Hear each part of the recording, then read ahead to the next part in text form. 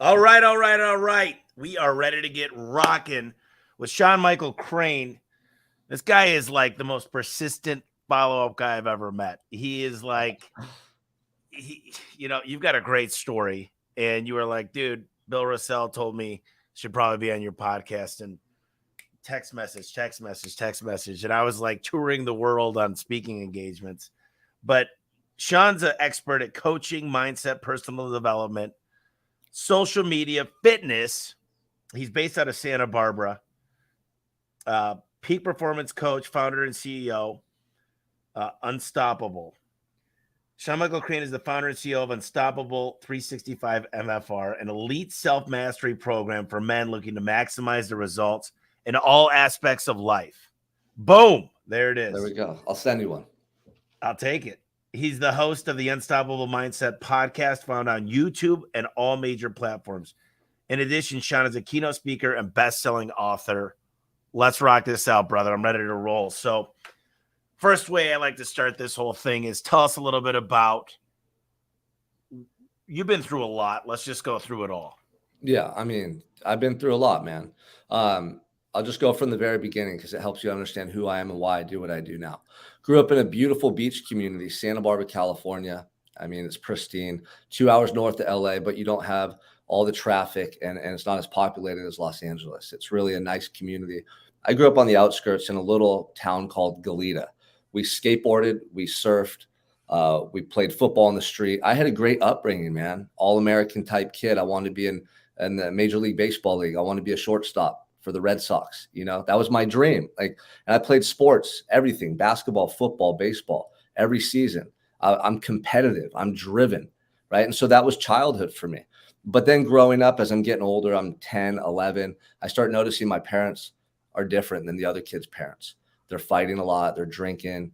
There's something there that I could pick up on at a young age that caught my attention. And man, I saw horrific things growing up. I saw my mother overdose 2-3 times in front of me as a kid. The ambulance come and wheel her out on the stretcher in front of my siblings and I. And I'm trying to push them in the other room so they don't see it. So right from the get-go, man, my life was chaotic.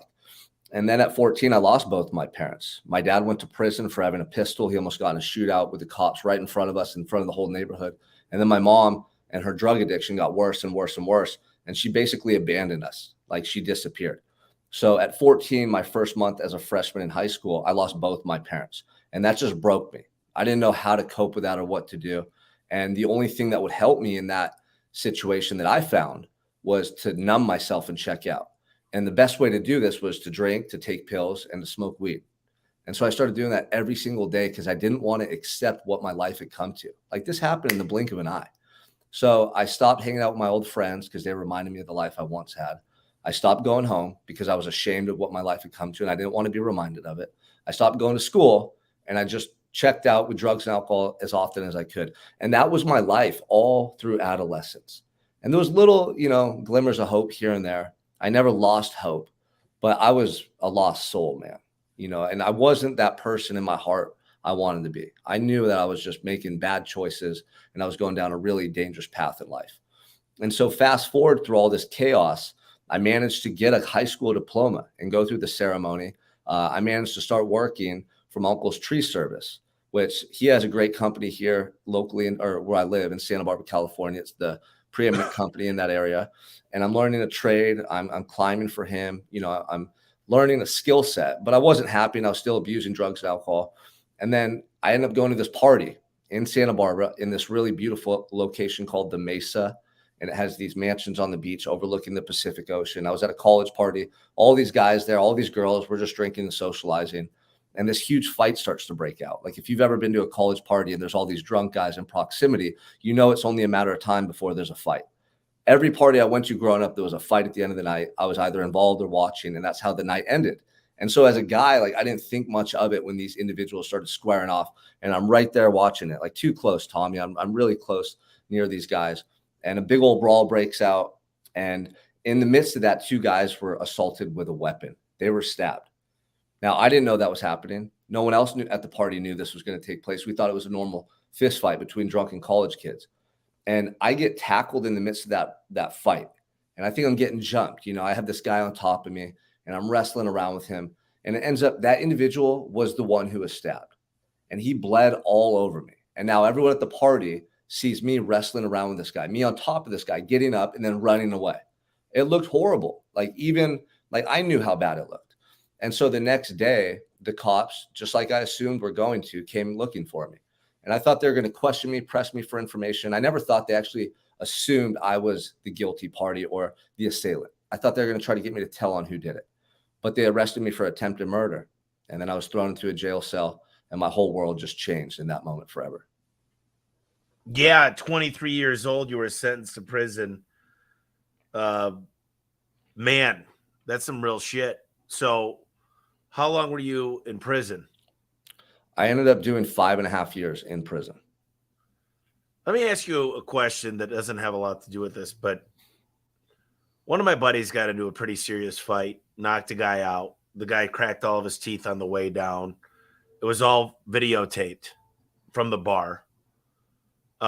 He instigated it in a lot of ways, and me and another buddy were financially capable of giving him $5,000 each for a really great lawyer, and he ended up getting basically 6 months of an ankle bracelet where he could just go to work. But there was another guy that did 3 years for something exactly similar. What was it? Does it have anything to do with? Did you have a great lawyer that was looking into this, or? No, you're spot on. If you have money to pay for a good attorney, you can get out a lot of stuff. That's why rich people don't really go to prison. Politicians, they don't go to prison, right? They work the system. I didn't have those resources. So when you don't have resources, they give you a public defender or a court appointed lawyer. I got a court appointed lawyer who was actually a good lawyer. He was known to be a good lawyer, but he didn't care. From the get-go, he sent me his assistant. He very rarely talked to me. I had a private detective that is on his team that was supposed to go out on my behalf. They did not try. They did not care. And they assumed and believed I was guilty. Because when I got the police report, Tommy, and I read it, I would have thought I was guilty. Like the way the cops wrote up the report, I looked very guilty. Like it was like, this guy did it. There's blood on his shirt. He was seen fighting with the guy. Everyone said he did it. And they use certain words that are very misleading. So instead of using the word like throwing a punch, they would say striking at a downward motion. Like they paint a very grim picture because their job, if they believe you're guilty, is to convict you. So if I would have had a paid lawyer and took it to trial, I could have easily won. I might have. I might not. I might not be here today. I might be doing 30 more years in prison. And people always ask me that all the time. You know what I mean? That's what it comes down to, right? They say, listen, you could do 30 years if they find you guilty, or you could take the plea bargain. Yep. And they don't really give you the odds. I mean, really, when you get a prosecutor and a good defender coming from the municipalities, their job is just to take the plea. Like, it's a lot more work. It's a lot more expensive to get a jury of our peers. And they're never going to say, take a chance, even if they know you can win. And a great lawyer would say, let's just take this, because the more it costs the municipality, the court system, the more they're likely to plea that down to even going to that. And I'm sure you've got so much more advice on that, but that was just something off topic that I wanted to know. So you did 5.5 years. And how did that change your perspective in life and bring you where you are today? I mean, there were so many lessons that I took from that experience. You know, the first major one that I want to point out is because of what happened in my home life, I was living in a constant state of denial. So from 14 to 24, I was just trying to run away from my problems and get as far away from them as I possibly could. When we go through traumatic events in life, we typically handle it in one of two ways. We're either in denial about it. We don't want to talk about it. We don't want to address it. We don't want to face it because it hurts too much. Or number two, a lot of people develop a victim mindset. Why is this happening to me? Oh, poor me. Oh, like I can never catch a break. That type of dialogue. So I was in denial. When I went to prison, I started realizing all these things, and I was put in a place where I could actually think and, feel on a deeper level. I had nothing but time, 24 hours a day, stuck in a concrete box, no drugs and alcohol, no distractions, no phone, no kids, no work. And I started seeing the truth for the first time in my life. And I realized, man, I created more problems in my life by running from my pain than just facing it and addressing it. Like, why didn't I just accept what had happened to me and move forward towards the life I wanted? Why did I keep making these bad choices? Why did I prolong that situation into the future? Now look what's happening to me. So in that moment, I started looking at my incarceration and I started to find meaning in that trauma. That's the only way we can actually move through trauma and use it as a catalyst for change, is if we can find meaning in our suffering, in our pain, in those circumstances. And the way I was able to do that is literally the way I was talking to myself. So before, I came to this breakthrough and had this realization, I would be sitting in that cell every day going, man, why did I waste all those years of my life? I can never go back. I was feeling so regretful and so bad about the years that I neglected. Or I was talking to myself about my future life, thinking I'm going to spend the rest of my life in prison. I'm never going to have a wife and kids. I'm never going to get out. Like, my life's over. And so when I was doing that, I was just battling internally and I was losing that fight. And then one day, man, I just started thinking to myself, like, what if God put me here for a reason? Like, what if I needed to come to prison to get away from that old lifestyle? What if I needed to come to prison to get sober? Like, what if this is a blessing in disguise and I can't see or understand why it's happening, but it's going to serve me somehow, some way in life? And I chose to believe that. I chose to believe that dialogue versus the victim mentality. And that's when my journey of transformation and redemption began, because I was able to associate some meaning to my suffering and see that maybe that experience was actually going to help me versus make my life worse. Yeah, it's changed your life, and you're doing so much now. Tell me a little bit about your family today. Yeah, so I have my beautiful wife, Jessica, and our 3 children. Mason's 12, Scarlett is 3, and Preston is 2. And I mean, literally, the main thing I wanted to do when I came home from prison was have a family of my own and be a man, a leader, the example that I never had growing up. Like, that was my focus. I just want to have a family. I want to raise my kids right. And I dreamt of those faces. I prayed for those. I prayed for them every day in prison, man. That's the main thing I thought about. And so now, like, being a dad and a husband, it's the greatest gift for me. I love it. And how old are you today? I'm 34. 34. So your Mason was around when you had to do. So Mason is not my biological son.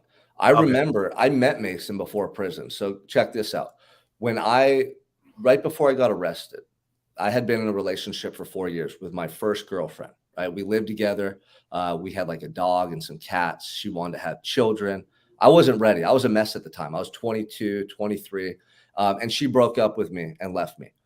So when that happened, I had been trying to do right. I've been trying to get sober. I wasn't doing a very good job at it, but I was doing better than I had in the past.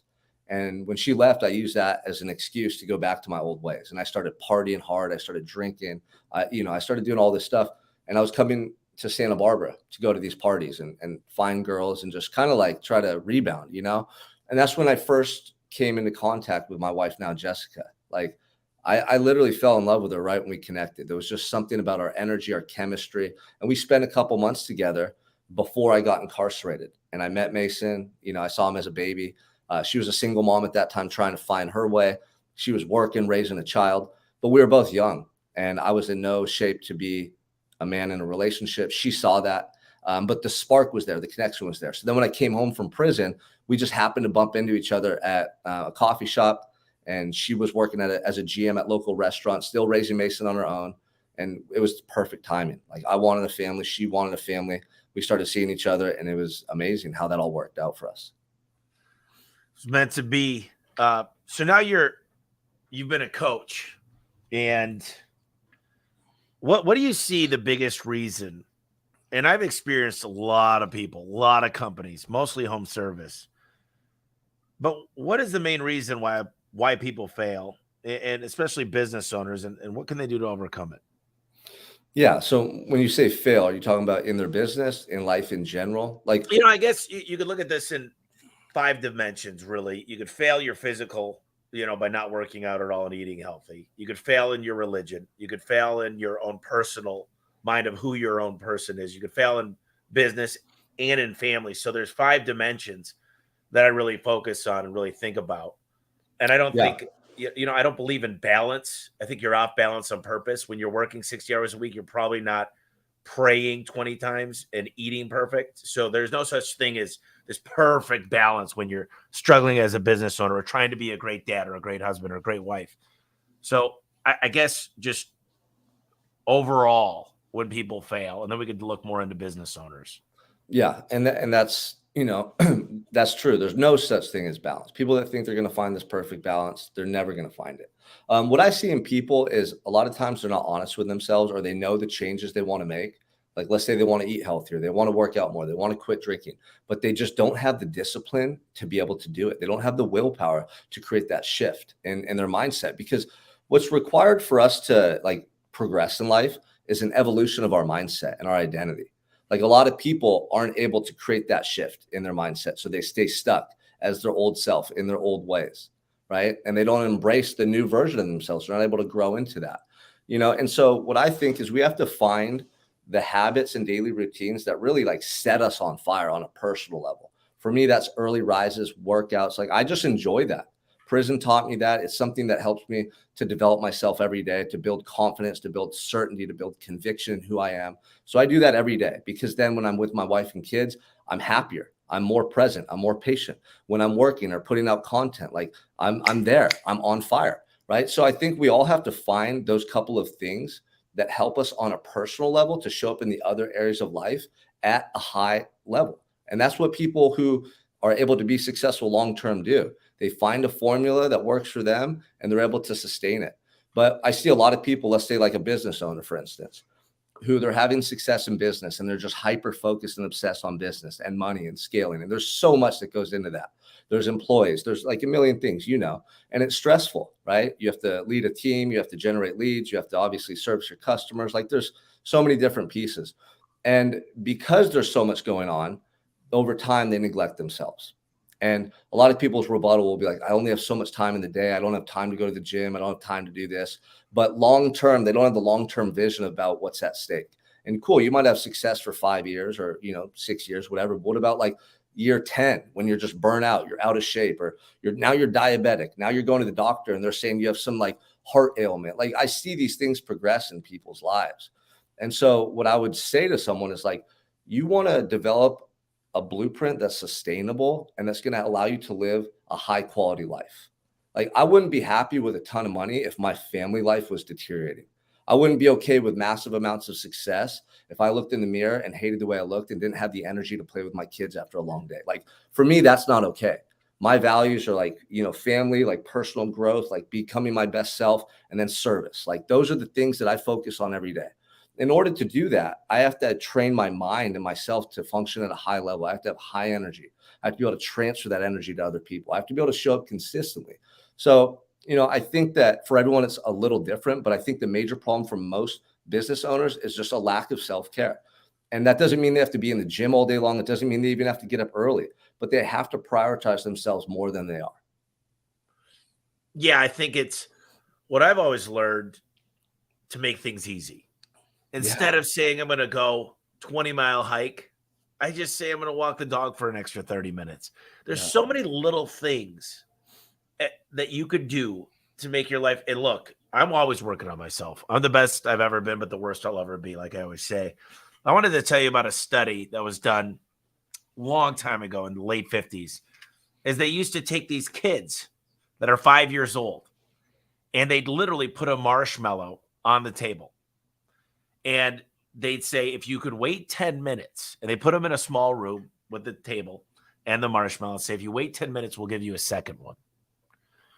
And I don't remember the exact stat, but the majority of the kids ate the marshmallow the first 10 minutes. And there was certain kids that didn't. Well, when they followed these kids through their middle school, high school, college, all the way through marriage, all the way into retirement. And what they found is the people that had self-control, they had self-restraint, they had willpower, they went so much further in life. And I believe it could be learned. But if you're, you know, nature versus nurture, I'm a big fan of you could only go so far with certain chromosomes, but the nurture matters. And if you're not taught self-restraint at a young age, you can go down a really, really tough scenario in life. And I look at people that there's so many people that just have a hard time getting started. They're like, I mean, the number one day of the gym is January 1st or 2nd.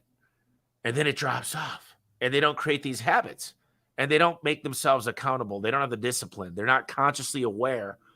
And they've got these blinders. And you talk a lot about mental prisons, a lot.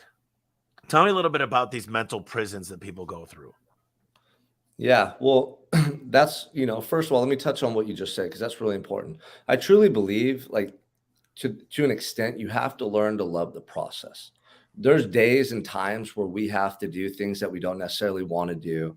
We're tired, we're stressed, we're overwhelmed, and but we do it anyway because we know what like we're on a mission, right? We have a vision of where we're going, and we just have this drive and this burning desire inside of us. But for a lot of people that achieve success long term, they love the grind, they love that process.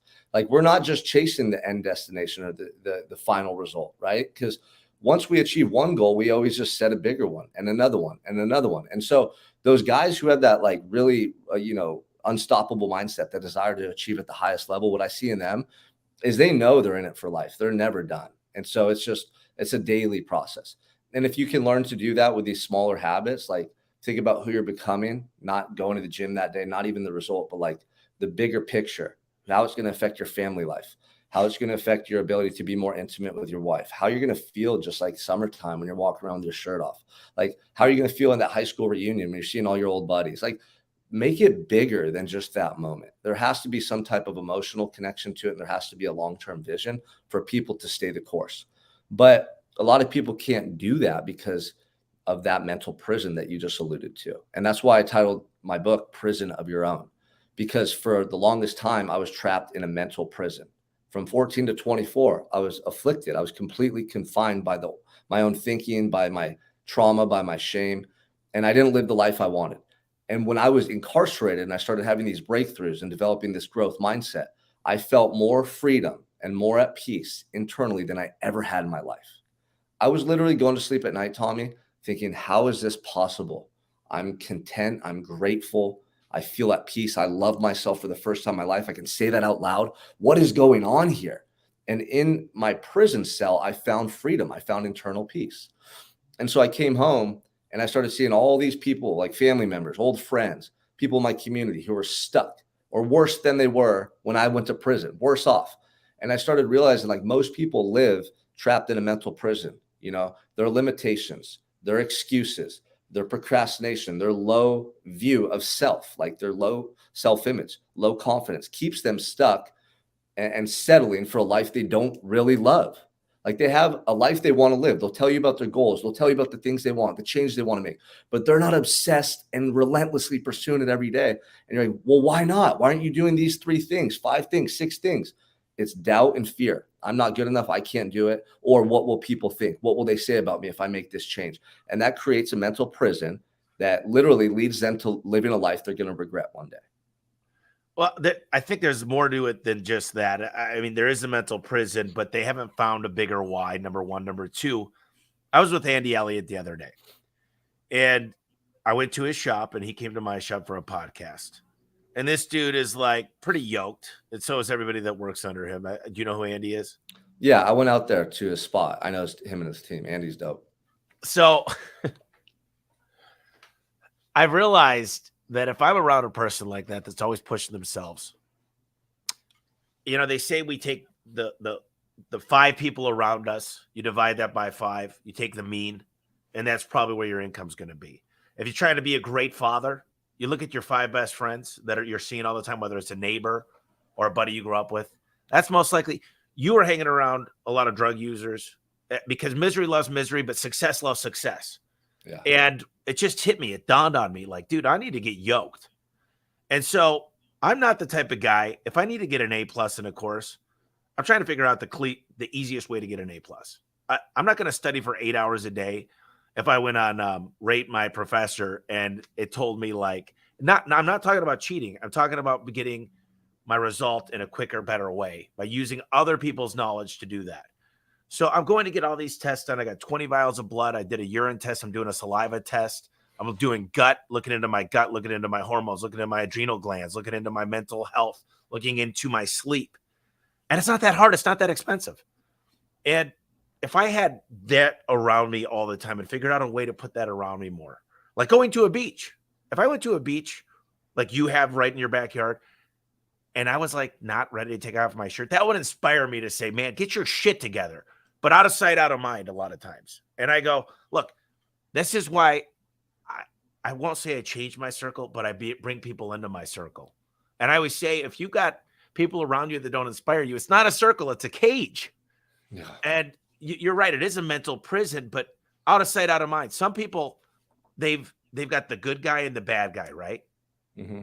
And they start avoiding listening to the good guy. And I don't know how religious you are, but in the Bible it says if you ignore your conscience, it'll go away.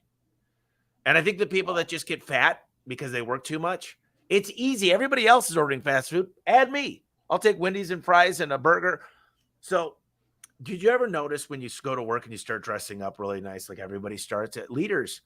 We really do have a way to change the course of a lot of people's lives. And if you accept that, if you can help people accomplish what they want, anybody can. I'm sorry for stealing that, but I No, I think like that. I like that. And what you're saying is true. Like, I think your environment is very impactful as to who you become and how you grow, how you don't grow. I always like to surround myself with people who are further ahead than me on the journey, smarter. I can learn from them, that sharpen me in different ways. I think that's so crucial. But I do think that a lot of people's belief systems about how they feel about themselves and what they're capable of, and then operating from a place of fear and doubt keeps them stuck in that mental prison. And you just hit the nail on the head. You alluded to like our conscience and how we have that good voice and that bad voice. The bad voice tells us to eat the cheeseburger. The bad voice tells us to sleep in. The bad voice says, I'll do it tomorrow. Most people condition that voice by following through with action until that good voice is drowned out. You just said it. Literally what changed my life, Tommy, is being put into a cement box where I could just become aware of these two voices. I was operating from that bad voice for so long, I didn't even recognize the good voice anymore. But when I was stuck in that cell and I just had nothing but time to think, I started hearing this version of myself. I started becoming aware of this person. And all I've done ever since then, I committed my life in that cell to listening to that voice. I made a deep and internal promise to myself that I've never broken.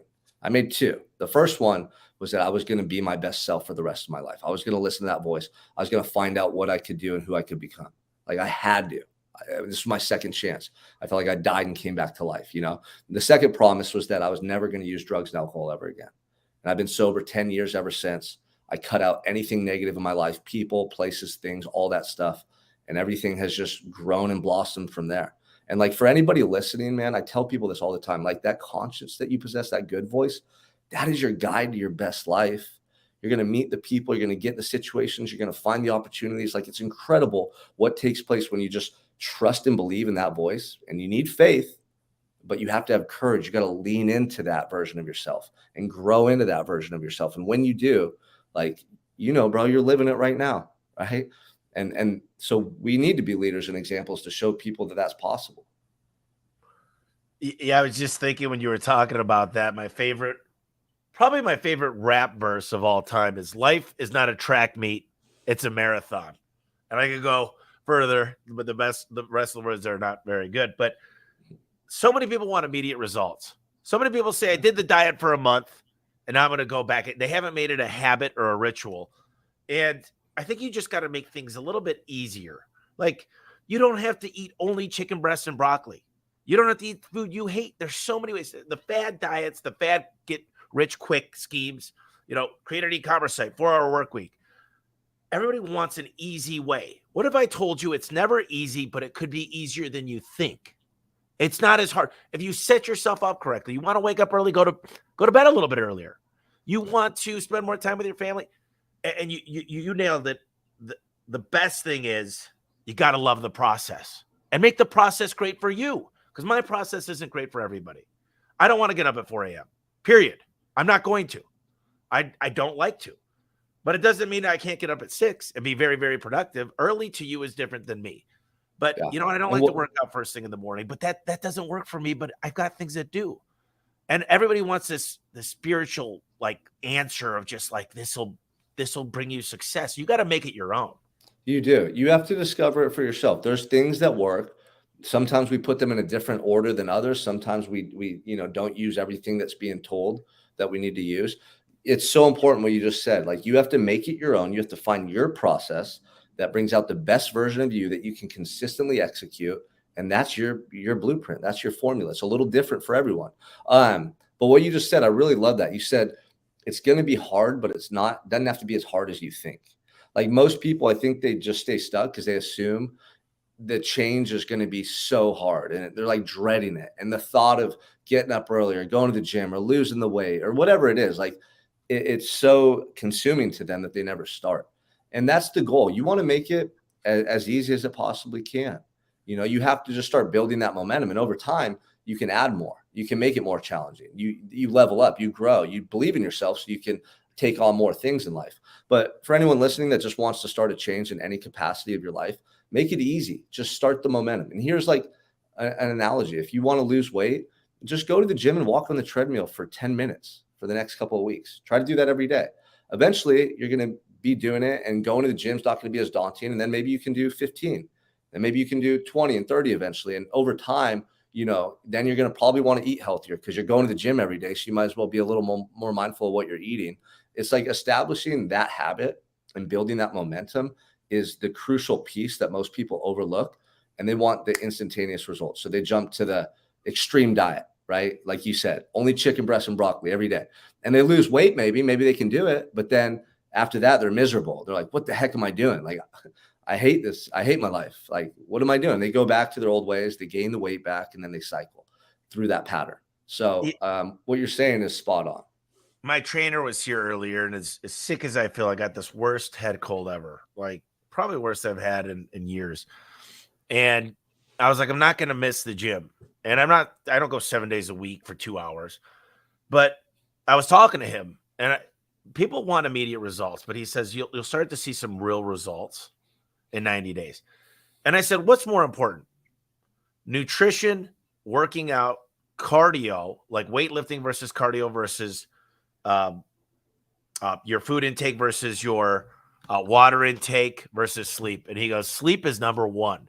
Because if you sleep enough, 8 hours, you'll start drinking the right water. You'll start eating better because your brain's working. You'll have more energy to work out. And I think people miss that piece of how sleep. I know this is off topic, but get enough sleep and you'll find that a lot of things go better. And when we're working, just because you're in bed doesn't mean you're asleep. And we think about a lot of stuff. So figuring out a way to go to sleep peacefully. Reading a book is an easy way, I think. But yeah, what have you found out of those? Do you get enough sleep? So I like this topic because I think a lot of people, there's like two schools of thought here. A lot of people are like, get up early, like you don't need as much sleep. And then other people are like, no, you need sleep. Like studies show that you do. I'm all about performance. How am I showing up in my life? Am I as energized as I want to be? Am I as positive? Are my results continuing to increase? If not, like why? So for the longest time, I would always get up really early, no matter what, like all the time, every single day. And, I started noticing that there'd be some days like I wasn't able to be as present with my kids at the end of the day. I'd be burnt out.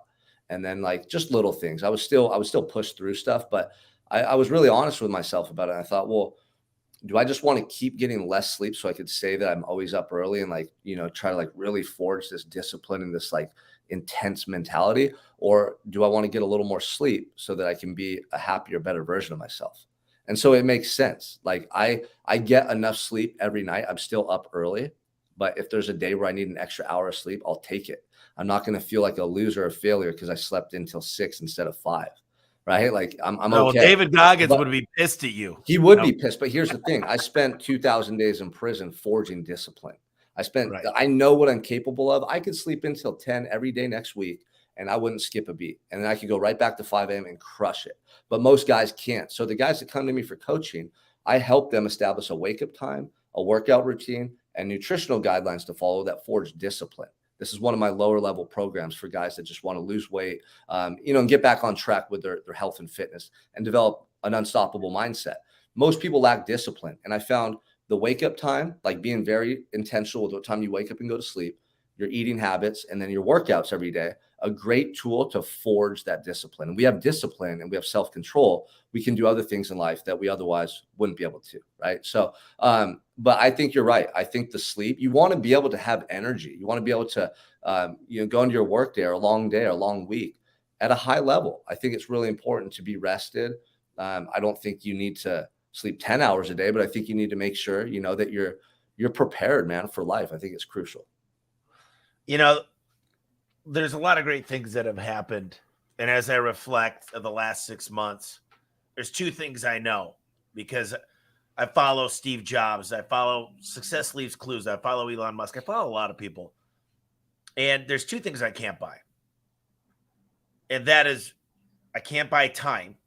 So being very efficient is very important. I'm going to 10x my efficiency this year. And I can't buy health. And you think about that and you start really saying, you wish you could go back and think a little bit more about the time you spent on things.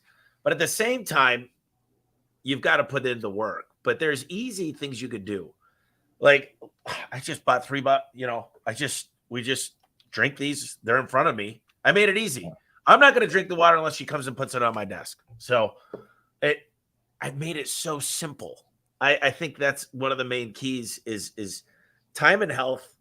And people, I watch them and I watch what they do, and they haven't mastered the steps of delegation. If they're not involved with it, it doesn't get done right. And I think that that's such a crutch that they're not a great enough leader to enable somebody to handle a task for them because they look down on them. Yeah. When if you can make it simple, keep it simple, Simon, right? It's like booking a ticket. Oh, this person never books a ticket right for me. I'm just going to do it myself. If you can't delegate booking a damn ticket and getting your pre-check dialed in, then you've got bigger issues. Look in the mirror is what I would tell a lot of people and say, I'm the problem. Until you can say, I'm the problem and own up that I am the problem. I am the owner. I am the founder. It all falls back on me. You can't just kiss the babies and shake hands and accept the prizes. You got to handle the bad shit and you got to own up to it. And I don't think a lot of people want to hear that. I think you're right. I think that goes for everything in life. I'm a big believer, like any problem I have, any situation is a direct reflection of me. My marriage, my business, the way my employees are showing up, my clients' results, whatever it is. Because then when you have that mindset, like you're in control, you could do something about it. But when we blame or we want to do everything ourselves because we have that fear of letting go, or not thinking someone's capable, like you said, that's a reflection of us. I think that's essential. So when I do this orientation every month, and I tell everybody, listen, I'm going to give you the best trucks. You're going to have trademark the best parts. You're going to have the best tools. You're going to have the best training. I care about you. That's a guarantee. I'm going to look out for you. There's one thing I can't do, and I can't make you love yourself when you look in the mirror. That's one thing that we all could work better on. And I'm just curious how someone builds life-changing confidence. What does it take to build that confidence within ourselves?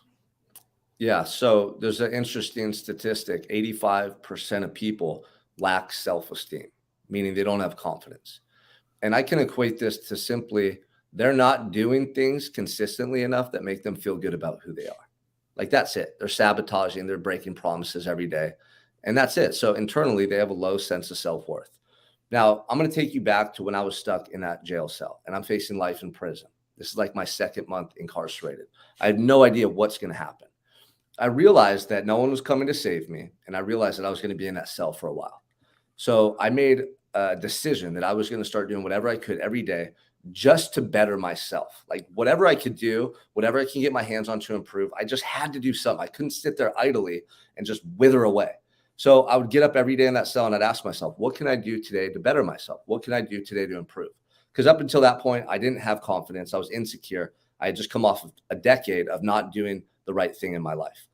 And so every day I started looking around in that cell and I had nothing, Tommy. I had like a pocket dictionary, a couple random books, some paper. And so I started these routines. Every day I'd start working out. I'd do a bunch of push-ups. I'd do squats. I would do burpees. And then after that, I'd clean my cell. But when I was cleaning my cell, I would do it with pride. Like I cleaned that cell like it was a palace for me. Nobody else knew or saw what I was doing, but I had to do everything to the best of my ability. This is something I started recognizing. So every push-up, perfect form, every squat, and then I'd clean that cell and I'd wipe it down like a palace. So it'd not be a crumb or a spot on that floor. And then I would get all cleaned up and sit on my rack and I'd start reading a book I had. And this is when I came across a challenge. I realized, I didn't think I was very intelligent to that point because I had neglected school. I didn't study. So I was writing letters home and I was reading. And my speed of thought, my memory, my penmanship, my grammar, it was all very poor. And I kept asking my cellmate, how do you spell this word? How do you spell that word? How do you spell this word? And he grabbed that little pocket dictionary and he threw it at me and it hit me in the shoulder. And so I took that as a personal challenge. He told me, look up the word, man. I'm not going to keep telling you. And instead of getting mad at him and fighting with him in that cell, I grabbed that pocket dictionary, and every single day, as I was writing letters home and reading these books, I was taking notes. I was writing new words down. I was studying those words. I started memorizing them. Then I started actually using those words in my letters back home to my family members. I started using those words when I spoke to him, and I started changing my vernacular. I started changing the way I articulated myself, the way I carried myself. And I'll never forget, man, that combination of workouts, getting out of my comfort zone and trying something new, improving an aspect of my life that I thought was permanent. Just those little things every day. A couple months went by, and I started feeling differently about myself. I started going to bed at night thinking, man, this is like the first time in my life that I'm proud of who I am. Like, I'm taking action. Every day I'm just taking action. I'm not worrying about the result. I'm not doing it to like get some achievement. I'm just taking action that I feel will improve who I am, that will make me feel better about myself. And I did, man. I started for the first time in my life, like really loving who I was, feeling proud of who I was. And that's how I developed life-changing confidence. Because then from there, it grows over time. Then when I got to prison, they had college correspondence courses. Now, if I hadn't gone through that experience when I got to prison, I never would have taken college courses. I would have thought, oh, I'm not intelligent. Who am I to take college courses? What is this going to do for me anyways? But I said, no, I'm improving myself. Like I know I can change things that are previously, stuck or concrete. I want to learn. I want to test myself. So I started taking all these college courses. And in the span of those 4 or 5 years, I got 4 associate's degrees in business, psychology, social and behavioral sciences, and humanities through the arts. And they gave me 6 months off my sentence. So every day in prison, though, during that time, I had a purpose. Like I was learning about biology. I was learning about, I was taking a small business course. I was learning about psychology and the brain and how we develop beliefs and all these cool things, man, that I never would have studied otherwise. So, then fast forward another X number of years, I'm out, and I had the belief and confidence in myself that I can write a book and tell my story. Like I can put together, a well-written book that will help other people in their lives. Now, I never would have got to that point if I first didn't just take that initial step to open up that pocket dictionary and face the fear, face the insecurity. And I proved myself, wrong. I'm not stupid. I don't lack intelligence. I just lacked application all those years. So I grew confidence through that experience. My whole life to this point has just been a series of small steps that got bigger and bigger over time, like the fitness stuff. It started with push-ups and burpees in a cell. Then guys in prison wanted to get in shape. So I started coaching and training them, showing them how to lose weight, how to work out properly. And that's when I realized, man, I love working with these guys. Like now we're talking about life after prison. I'm helping them with their mindset too, not just fitness. And I realized, man, this is what I want to do. Like I want to help men who are struggling and show them what I've done to change my life so they can make the same changes in their life. When I came home, I started talking about my story on social media, promoting myself, and I built a coaching program that now serves men worldwide. So it's like all those little things, man. The confidence and belief in myself over the years has allowed me to attack bigger goals and achieve at a higher and higher level. How many people are you coaching? So right now we have over 100 guys in the program. I have a couple different coaching programs. The main one is the Unstoppable 365 MFR, right? We focus on mindset, fitness, and nutrition. We do weekly coaching calls. They have daily accountability check-ins with me and one of my other head coaches. So we got guys all across the country, all guys international, a lot of business owners, a lot of guys with families who just let themselves go. And they lost that drive. They lost that, dedication to themselves. And one day they woke up and they're like, man, what happened to me? Like, I don't feel the way I used to feel. I'm not the man that I want to be. I lost my edge. I lost that focus, that drive. And so we get their mindset dialed in and give them a blueprint to follow and help them reignite that spark.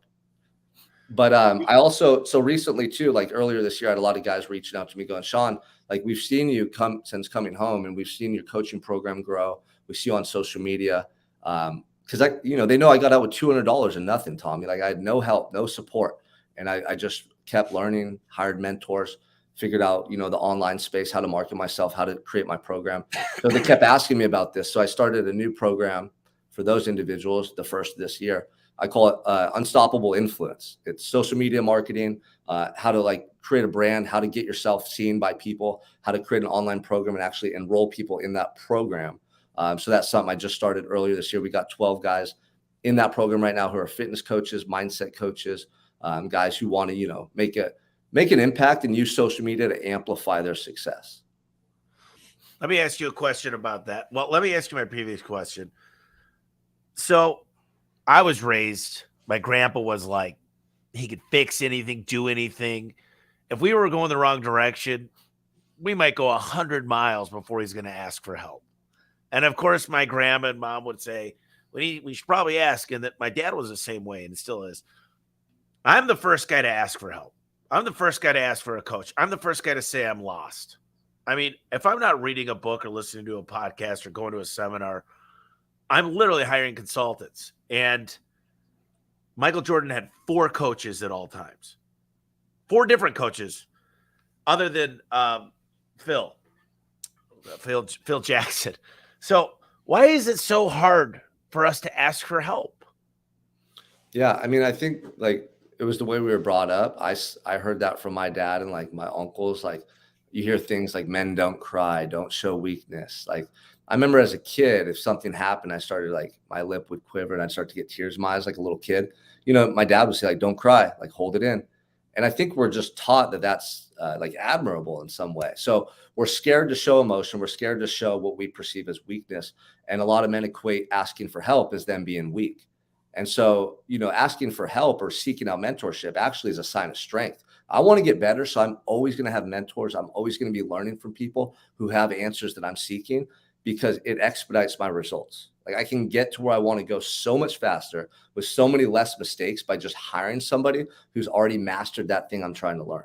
And so I think for a lot of people, they don't understand that. They think that it means they're not good enough, that, you know, they're less than to ask for help. And that couldn't be further from the truth. It's you're empowered when you do it. And it's a sign of strength because it shows how bad you want to achieve your results and that you'll do anything to get there. You know, I was walking, we got done training today.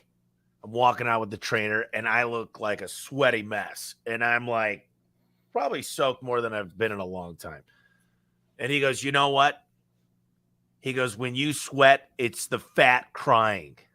And I love that. It's the fat in your body crying. So I thought that was a cool little explanation of all my sweat. So you there's a lot of social media these days, and I just want to touch on this because you were talking about influence social media.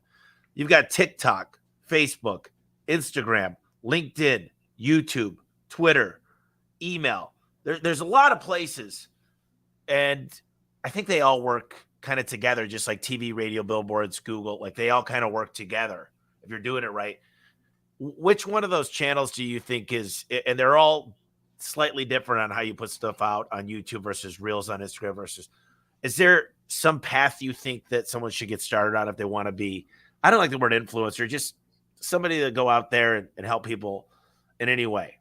Yeah, I think like when you're first starting out, what I did is I just created a Facebook group because you're brand new and no one knows who you are. But a Facebook group is cool because you can fill it up with your ideal client or avatar, and then they're there just to see you. They're not scrolling on Instagram, seeing a million different people with a million different messages. Like they come to the group and they see you. So they get to know you. They start building trust in you. And when they have trust in you and they see you as someone who's credible, if you're putting in value into that group over and over and over, they're more likely to want to work with you. So like coming out of prison, you know, for the first 6 months or 8 months, I was a personal trainer. You know, and then I left that gym. I was working under another trainer and I started my own fitness company. And I knew I wanted to take my business online eventually and you know, build it to something bigger. I didn't want to just be in person all day long. So that's when I started the online stuff during COVID. And I couldn't even hit 10K as an in-person trainer. For the longest time, I was like, I just want to hit 10K. I'm out of prison. Like 10K to me was like this big number.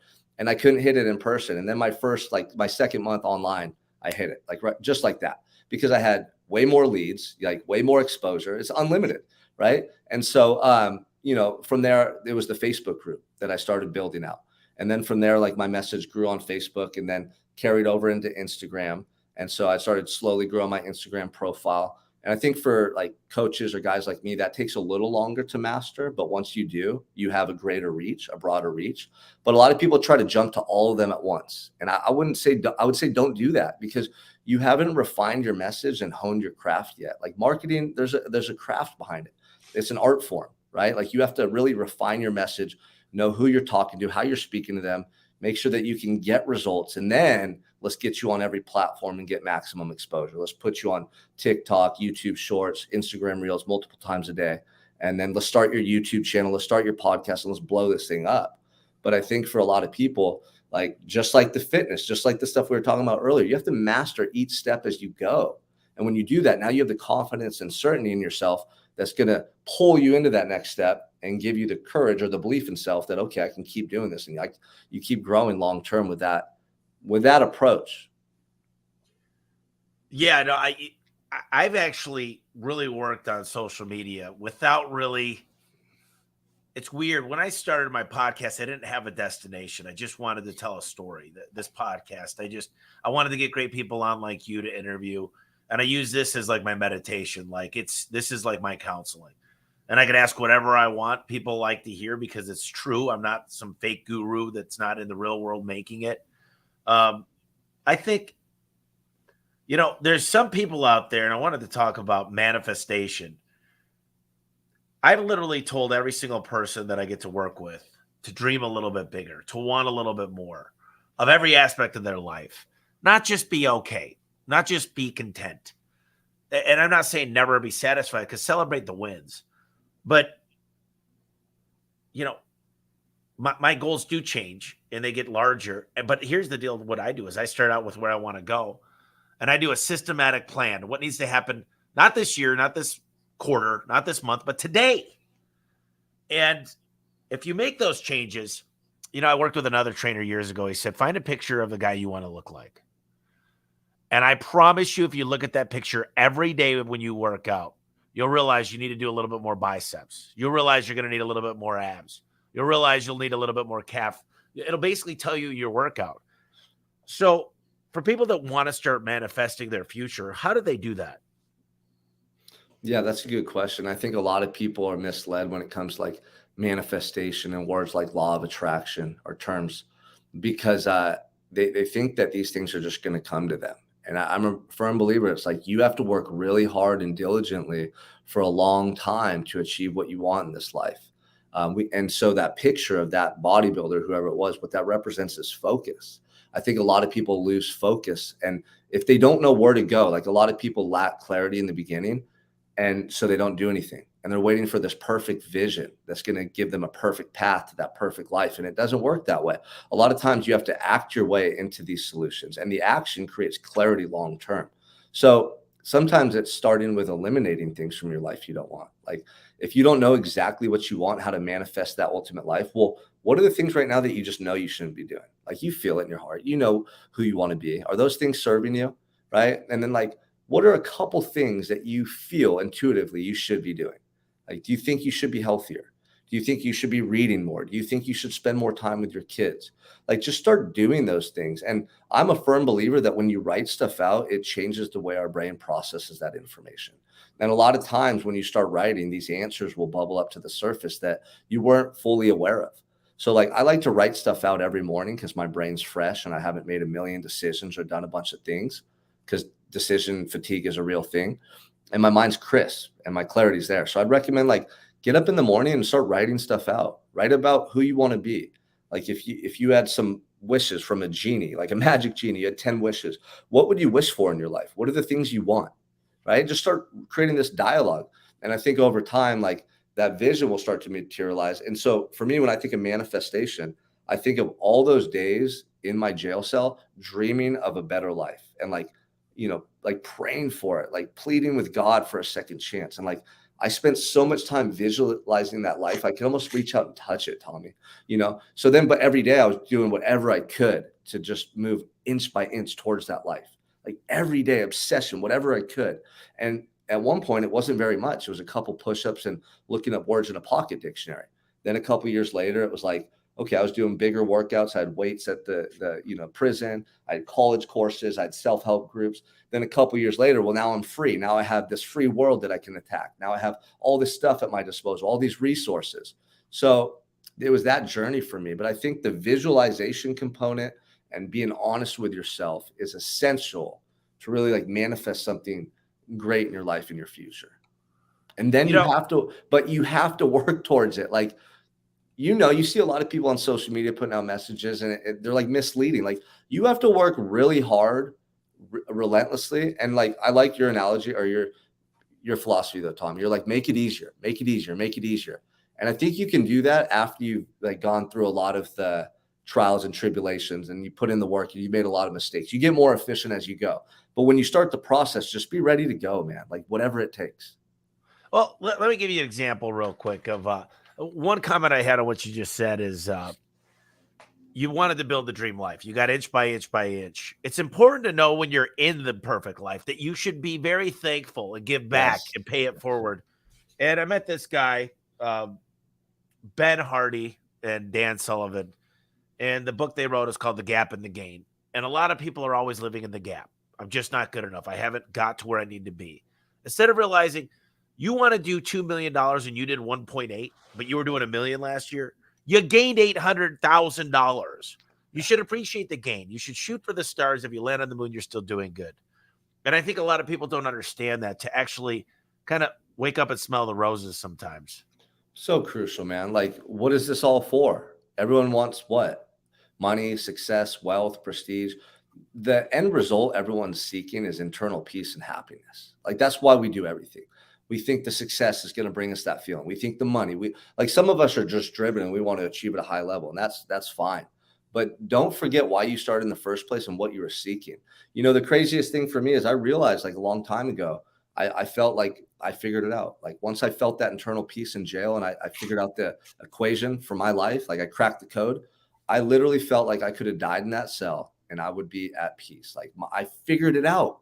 I felt the internal peace. I was enlightened in that cell. I let go of my shame, my guilt, my resentments from my past. I just felt so at peace, Tommy. I felt like I figured it out. Like I figured out the purpose while we're all here on this earth, what we're striving to achieve and feel internally. And so my mission ever since then has been able to like, I want to help other people find that in their own lives. And I know that if we're not grateful for what we have now, like if you're stressed and like anxious and like all those negative emotions, you can't have the gratitude for what you have now. And a lot of people have beautiful lives now. And you have to acknowledge that, like you said, and then lean into tomorrow and keep progressing, keep improving. Because I do think that if you stop progressing, that fulfillment starts to dissipate. And that peace that you once had starts to become fleeting. Because I think the creation aspect of things, the growth aspect of things is what creates the feeling as well. And so, yeah, man, I think that's a really important thing to acknowledge. You know, if you're always thinking about more, and like, I need more, I have to do this, you can't be grateful. But there's a way to be, like Ed Milet says, blissfully dissatisfied. Like I'm grateful, I love my life, but being dissatisfied, meaning like I want to achieve more. I just want to push myself to see what I can become in this lifetime. Yeah, one of the things I don't agree with is he outworks everybody. And I love the guy. But let me just tell you something. I could work 2 hours in my home service company and do more than 10 people do in their home service company in a full work week. So it's working smarter, not harder. Outwork somebody. I mean, literally, like when I learn about the supplements I could take and I learn about the right nutrients to take, when you watch Tom Hanks on Castaway lose 200 pounds in 60 days, it's because he had help. It's because there's direction. And when you're getting it from every source and you're using your resources and asking for help, there is somebody that can do it better, faster, stronger than you. And I don't care.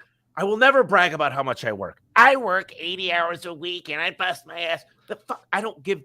Oh, Yeah. I'll tell you about that. I don't. Well, you might outwork me, but I'll get 10x done than you. Yeah, and I still work a lot. I don't think that's something to brag about. When I see guys write that, here's what I feel. I'm like, dude, fuck that. Like, excuse my language, right? Like, No. I don't want to work 80 hours a week. I want to be able to do things very efficiently. I want to delegate all those hours because honestly, I want to work like a good day and make the impact and put out the messages and do what I do. But I want to spend the time with my wife and kids too. Because let's say I live to be 100 years old. That's my goal, right? Well, I only have like 10% of my lifetime while my kids are young. Like 0 to 10 goes by like that.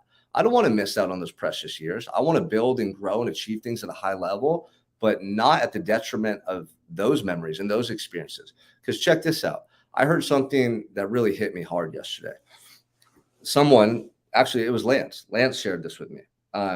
He goes, look, man, this is the truth. He goes, everyone's so worried about other people, and they're doing things for the wrong reason, because here's the truth.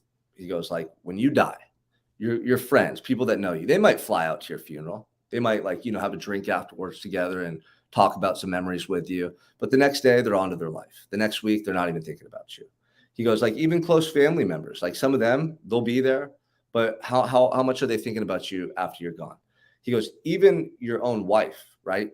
She's not going to, you don't want her to sit there and suffer for the rest of her life. She's going to move on. She's going to find someone else. She'll never forget you, but she's not going to sit there and cry over you for the rest of your life.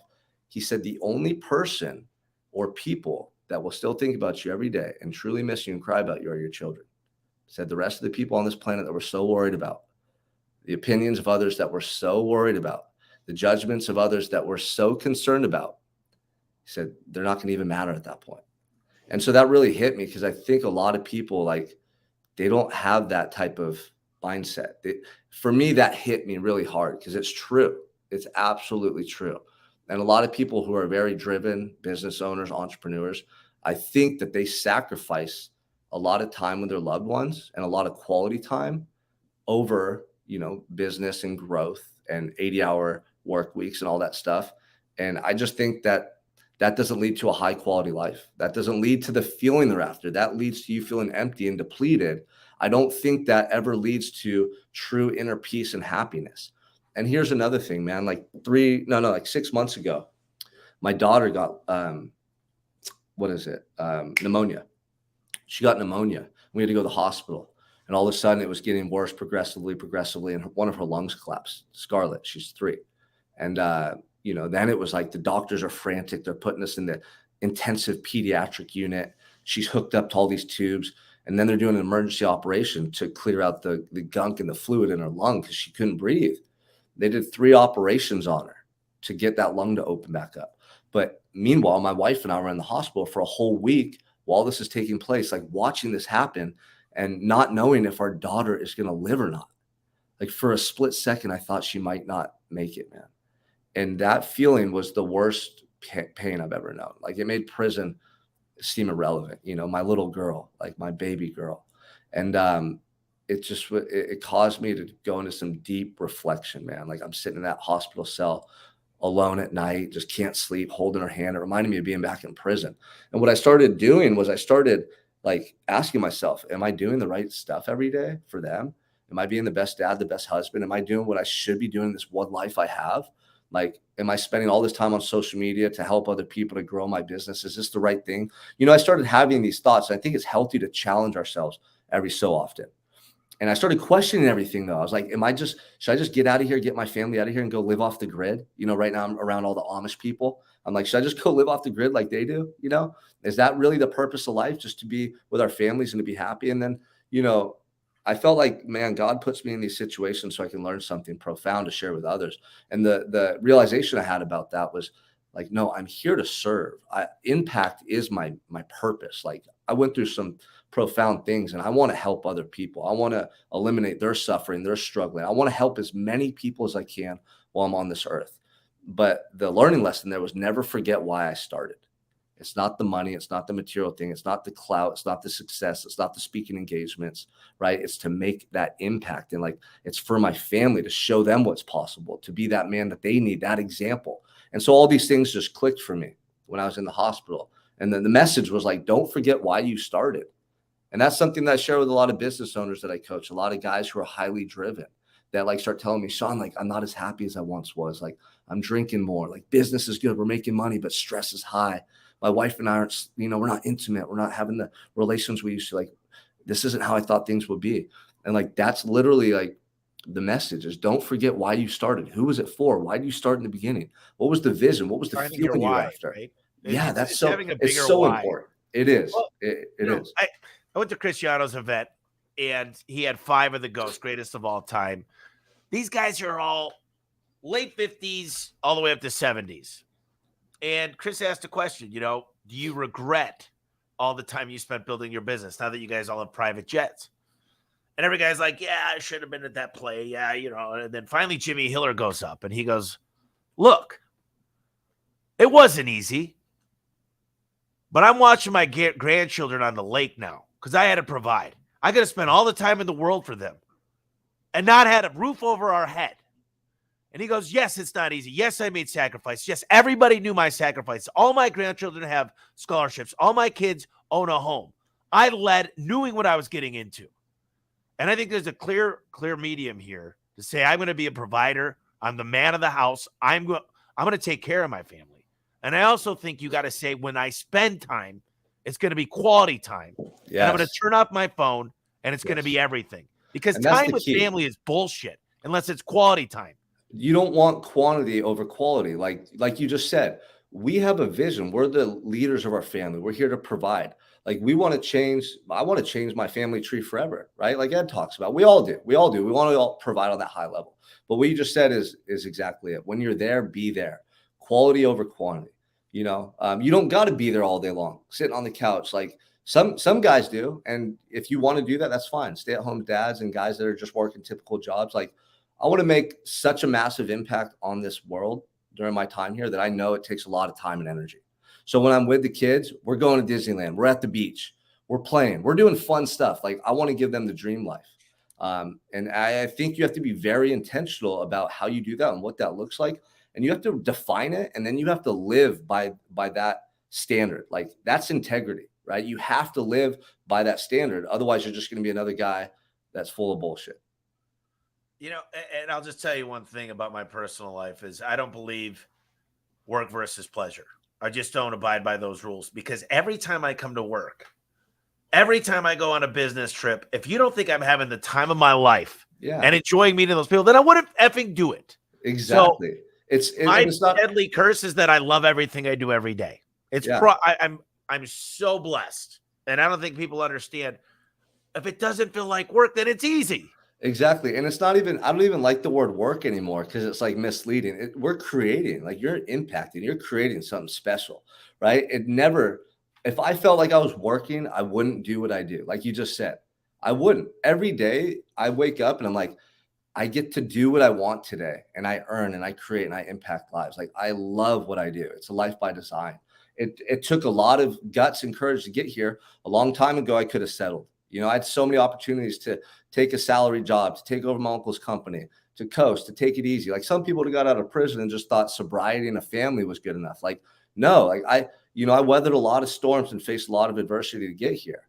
And I love it, man. Like Tommy, I literally get to wake up and go run. I love running. I love my morning routine and share a positive message on social media that helps other men, that hits them here. And like, I joke with my guys. I'm like, dude, I get paid to run in the morning and share content on social media and then talk to you guys and like guide you. Like this is a life by design. I love it. And I feel blessed, man, and extremely grateful. And I think that's the key. Like you said that numerous times so far in this interview, you used the word gratitude and blessed. And I know that people who have faith in their life, like have that sense of gratitude, live better lives. They just do. They do better. And I think that's key, man. If you lose sight of that, I think that's a slippery slope where a lot of symptoms and ailments stem from. 100%. And I see this all the time with business owners that are obsessed with business and they don't pay attention to the other things, health. But here's the one thing to remember, everybody out there, is you got a responsibility. If you're an owner of a business, your responsibility number one is to make profit. If you're going to go down that endeavor to start a business, you better be profitable. You're not in business because that's not good for anybody. Those employees don't exist if you don't profit. If you lose money, you're going out of business. Money is not the root of all evil. I tell people, money is not the root of all evil. The love of money is the root of all evil. You cannot love money, but money, let me tell you, every great philanthropist out there that has changed the world has been able to have a business that was profitable. Whether it was a barter system back in the day, no matter what, you're in business to make as much money to change the world as possible. So don't ever forget, profit is not a bad word. Success is not a bad word. You need to look in the mirror and say, I'm going to do the best I could at everything I do. And if you really believe that, you're going to change the world. If you don't, you need to reflect and figure out what needs to change. And it's most likely you want to start reading more books, start a book club, have 10 people hold you accountable. Yeah. You want to start working out, have the trainer show up to you. Make it easier than having to go to the gym. You said go to the gym and get on the bike for 10 minutes. I'm like, walk the dog for 10 minutes. Walk out of your house and walk the dog. Like, make it so simple because, lots happened today at 7 p.m. And now it's been a tough day. I'm not going to go to the gym. Get outside and walk. Yeah. I love it. We got you fired up, right? I get fired up. Last question I have is a growth mindset, right? And I've already gone over time, but I know you guys are patient enough to stay in there. But how can business owners take on a growth mindset? Well, I think being open-minded and always seeking new information. Like I'm very curious by nature. I want to know everything. I want to learn everything. I like to read. I like to study. So that's what a growth mindset is. Like it's not thinking you know everything or you've reached the highest level that you can achieve. Just there's more. Until the day we die, we should be learning, growing, and evolving. When I was younger, I was very close-minded, and because of that, I didn't try new things. I didn't listen to people with their advice. I just wasn't open-minded. And so I didn't grow. I didn't change. And my results didn't change. So the moment I was just open-minded and willing to try new things, I think that's the key, because it's uncomfortable to change. People try to avoid change, and growth is uncomfortable, but it's essential to evolve. And so I think that's very crucial. It's like you have to be open-minded to try new things. It doesn't mean you have to always do it that way, but what's the harm in trying something new once in a while and being open to the fact that maybe you don't know everything? So a growth mindset is like taking in new information. What podcasts you listen to, what books, what mentors, what speakers are you seeing? Like, what information are you taking? And then are you getting out of your comfort zone to continue to spark that growth and change, both personally and professionally? I love it. So something I always ask at the end of the podcast here is, if someone wants to get a hold of you, they want your help, they just want to reach out, what's the best way to do that, Sean? Yeah, you could just shoot me a DM, man, on Instagram or Facebook. It's Facebook, Sean Michael Crane, Instagram at Sean M. Crane. You can Google me, my website, SeanMichaelCrane.com. But I answer all my DMs. I'm very active in the DMs. So shoot me a message. Let's connect. If you guys, I've never did this before on any podcast. If you guys really like this message, can you like it on Facebook if you're here now and share it with somebody that needs to hear this? Because this was powerful. Someone knows somebody that needs to hear this message. And Sean, I think you hit like 20 nails on the head here. And sorry, I'm so congested. If there are 3 books that you would recommend instead of the E-Myth and the Ultimate Sales Machine, and I could go on and on. Is there like 3 books out that'll be different than most people? Yeah, I mean, I love that. I love that. I actually just created a book list. Someone asked me for it, so I'm going to pop it up. But before you said that, when you said, "Hey, like this and share it," I was actually going to say, if you DM me, I'll send you a free copy of my book. So in my book, it's not just about being in prison. Like, I talk about a lot of crazy stuff I went through and how I overcame it, but I really go heavy on how to develop the mindset to win at an elite level. Like, I think it'll be very insightful for a lot of people. So I'll give away, 5 free copies. Whoever DMs me first, I'll send it to you. Just give me your address. But the books that I love, DM Sean. No, I'm kidding. Go ahead. I'll give you one in person, right? If I didn't already give you one. Obviously, Think and Grow Rich. Everyone says that. I think everyone should read that book. I love As a Man Thinketh. I think it's by James Allen. There's so much in there for human insight that'll help you develop a growth mindset and challenge your perspective. So As a Man Thinketh, don't sweat the small things. I think it's Roy Carlson. I have to pull it up. Great book. It's like every chapter is like 2 pages. You can read a chapter every morning when you start your day, and it gives you food for thought. And it's very practical stuff, like simple things that you hear all the time. But when you read it in the morning like that, or you read it consistently, you start applying it in your life, right? You start noticing these areas you can apply it. So those 2, and then, Outwitting the Devil by Napoleon Hill. I don't know if you've read that. Yeah. Phenomenal book. I read that in the hospital when I was with my daughter, and it was just like, wow. But also Cash Flow Quadrants by Robert Kiyosaki. Everyone hears about his original book, Rich Dad, Poor Dad. I love Cash Flow Quadrants. It was very insightful. I took some things that I applied immediately to investing in stuff that I'm doing in my future for my business or for finances. So those ones right there. But I have a whole book list too. I have like 14 of the books that impacted my life the most. Here's the crazy thing too, real quick. I learned all these things in prison before I read these books. This blew my mind, Tommy. And this is how I know there is like a universal intelligence. We're all privy to this information.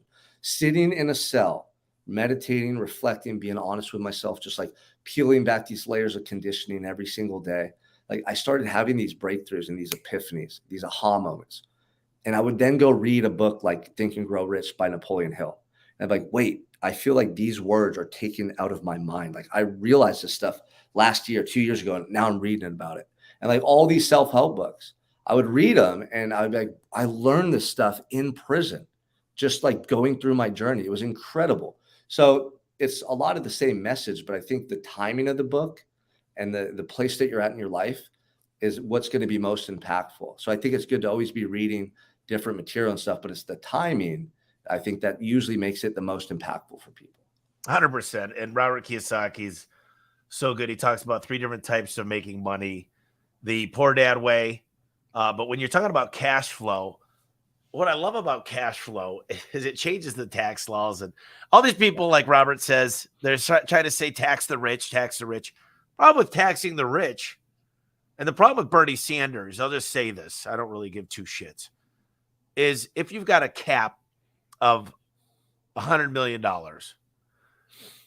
you've got the greatest minds in the world that would actually stop. They just say, if I can't gain anymore, and we'd love to think that every human being would just keep going and spending nights and weekends on their business, but they'd rather work their ass off to go to philanthropy and give back to their own sources, not just the system. So if the government, this bureaucracy that spends billions and trillions of dollars all the time, why would you work hard? When you think about the people who have made it, some of the best minds in the world, they've always given back. And to think that the tax dollars are wasted over the stupidest shit, even though I pay more than I believe my fair share. But I've just never understood that. And Robert Kiyosaki talks about how you'll never be able to tax the wealthy who have trusts and do the things right, unless we live in this one world government. But, one of the things I like to do at the end, Sean, is we talked about a lot of stuff. And this is one of the best podcasts ever because we don't really talk about feelings and we don't talk about our inner demons. We talk about numbers, KPIs, OKRs. We talk about bettering our CSRs and how to market better and tax strategy, but we don't really talk about becoming one with oneself. We don't talk about being the best version of yourself, waking up and pushing yourself to make those hard decisions for you and creating routines and strategies to become better. So this was really powerful, but we talked about a lot. I want to give you a few minutes, final thoughts, anything we didn't touch on, or last message to the audience. Yeah, no, this was great, Tommy. I mean, the thing that drives me, you guys, is just knowing what's at stake. When I was 23 sitting in that jail cell and I looked back on my whole life, I was not happy with what I saw. I realized that there was a version of myself that I knew I could become that no one else ever met. The whole world didn't know my true best self. And I wasn't okay with that. That feeling crushed me because I realized I settled and I held back and I thought my life was over. And I thought that was going to be my one shot. And it devastated me. The regret that I felt in that cell was the most tremendous amount of pain I've ever experienced. Second now to being in the hospital with Scarlett. But it changed something in me forever because I literally felt like I died. And then like God gave me a second chance. Like I was resurrected. And I knew what it was like to have that pain and that regret. But now I get to do it the right way. And so my message to you guys is like, if you don't go above and beyond and try to live a life so exceptional, not try, you do, you take action every day to go far beyond what you even think is possible. Like if you don't pour your heart and soul into every single day, right? Every team meeting, every workout, every hug and kiss from your loved one, and you don't cherish this journey. And I'm telling you, pour your heart and soul into every moment. If you don't do that, you're going to get to the end of your life. And you're going to be wishing that you lived differently. You're going to have regret. And it's going to be too late to go back and do it again because we don't get do-overs. There's no second chances like this. This isn't a rehearsal. I got a second chance. Most of you won't. And that's why I'm so passionate about this message. I want you all to get to the end of your life, having fulfilled your dreams, served your purpose. And I want you to literally to be able to like have tears in your eyes of gratitude, knowing I did it. Like I did it. I lived the life that God has called me to live. I lived the purpose that I felt in my heart. Like, I did it. I want that for all of you. And you're all capable, but you have to push yourself and go far above and beyond what you think is even acceptable. Like, I'm telling you, man. So that's my message. That's what I share to everyone, Tommy. Sean, I'm going to give it all I got, but where I'm going, it's going to be an eternity. So I'll have fun while I'm here, but I appreciate you, brother. We're going to rock out a lot. Looking forward to just spending a lot of time together, and keep doing what you're doing, brother. Keep preaching. Absolutely, my man. Appreciate you. Appreciate the time. You have an awesome rest of your day. You too, brother. We'll just click this little button. Thanks, everybody.